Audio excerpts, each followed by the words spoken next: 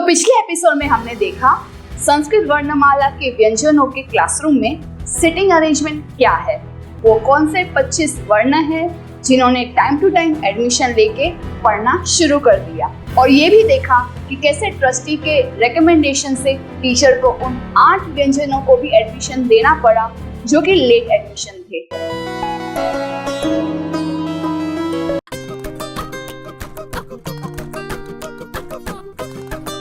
तो आज हम सीखेंगे कि व्यंजनों के क्लासरूम की सिटिंग अरेंजमेंट के अनुसार वो कौन से 5 लास्ट बेंचर्स है।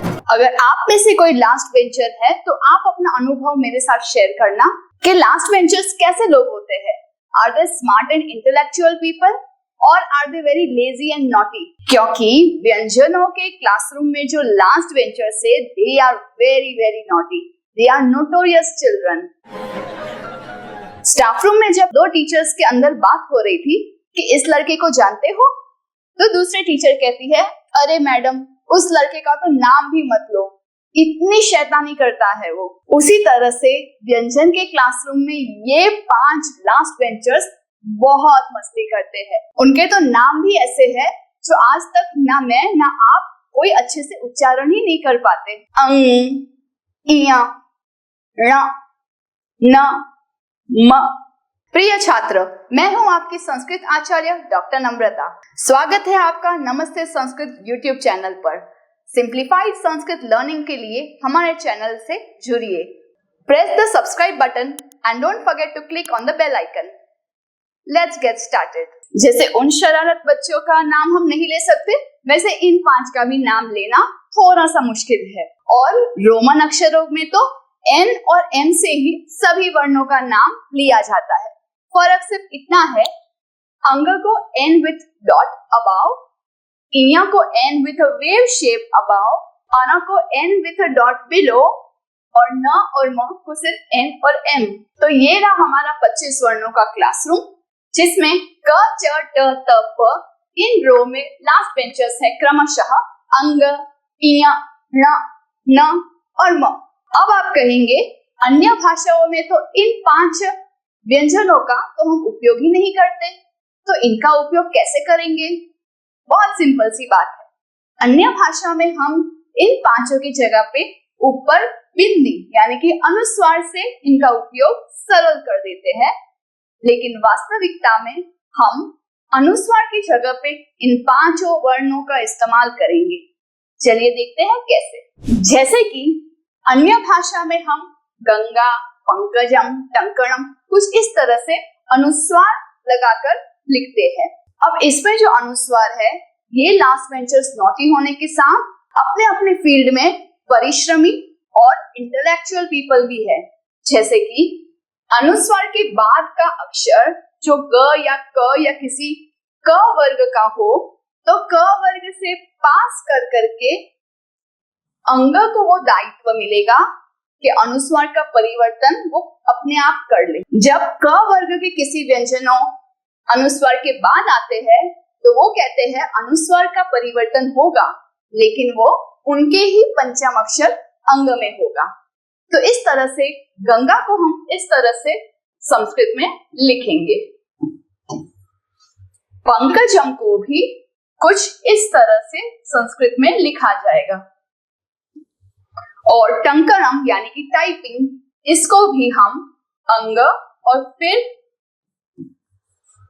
टंकणम इस तरह से लिखेंगे।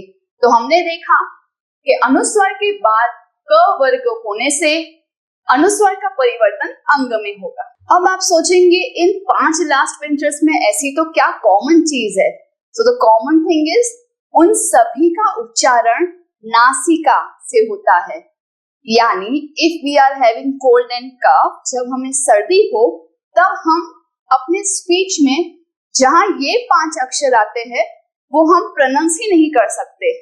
सो I give you a challenge, if you accept it write #challenge accepted in the comment section। The challenge is आपको अपनी दोनों नॉस्ट्रल्स ब्लॉक करनी है कुछ इस तरह से, और फिर इन 5 अक्षर का उच्चारण करना है। And if you are successful, say the challenge was successful. Let's try. अंग इया आड़ न म। मैं तो इस चैलेंज में फेल हो गई, इसीलिए जब भी हमें कोई नॉटी या नटखट बताना हो तो हम हमेशा अपने नोज को टच करके कुछ इस तरह से नटखट नॉटी बताते हैं।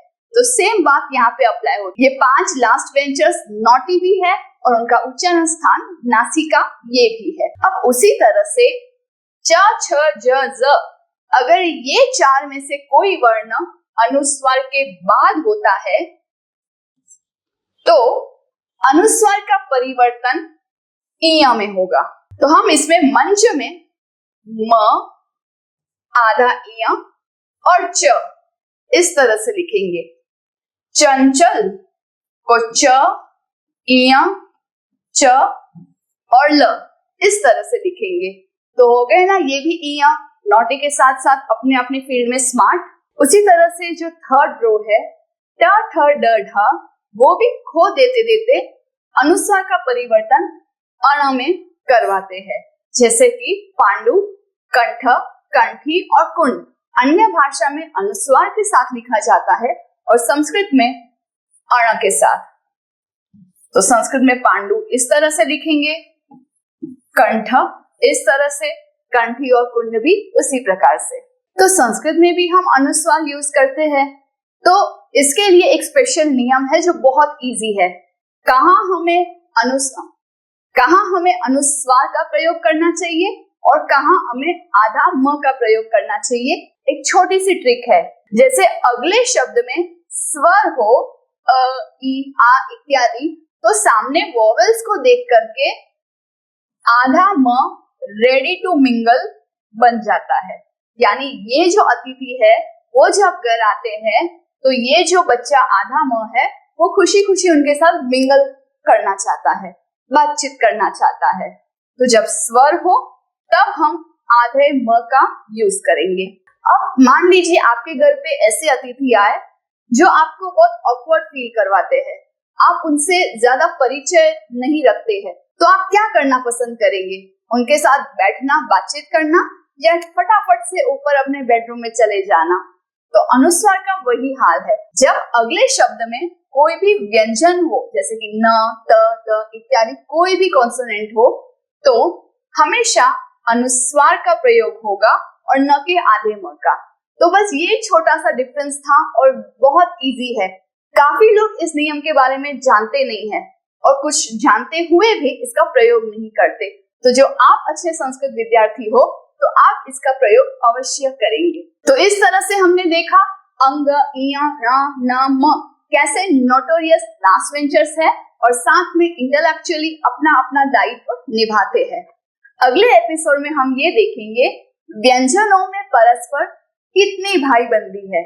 और अगर कोई भी शंका या प्रश्न हो तो नीचे सपोर्ट सिस्टम ग्रुप ज्वाइन करना ना भूलें। पुनर्मिलामः, धन्यवादः।